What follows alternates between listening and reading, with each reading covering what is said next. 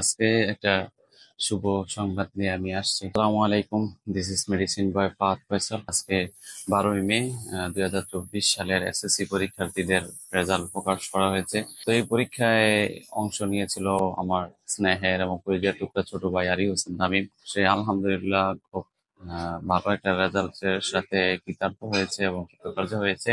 এই জন্য আমার ছোট ভাইকে হৃদয়ের অন্তঃস্থল থেকে মোবারকবাদ জানাই এবং পাশাপাশি তার যত সহপাঠী আছে আমাদের এলাকার এবং স্কুলের আহ, যারা কৃতকার্য হয়েছে তাদেরকেও শুভকামনা জানাই এবং সারা বাংলাদেশের যত শিক্ষার্থী আছে যারা কৃতি শিক্ষার্থীর মান রেখেছে এবং ওই পর্যায়ে তাদের স্থান ধরে রেখেছে তাদেরকে শুভকামনা জানাই।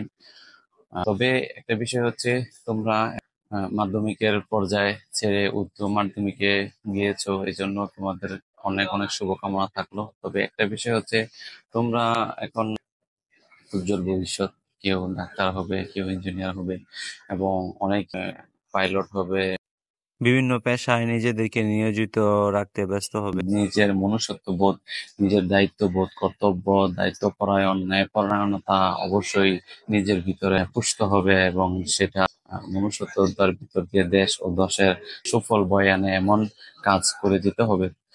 তোমাদের জন্য অনেক অনেক শুভকামনা থাকলো।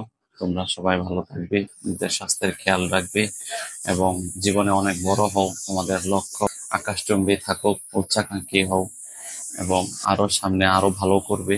এই দোয়া দরখাস্ত থাকছে তোমাদের জন্য।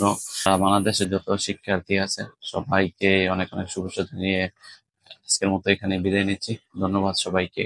আসসালামু আলাইকুম ওয়া রাহমাতুল্লাহ।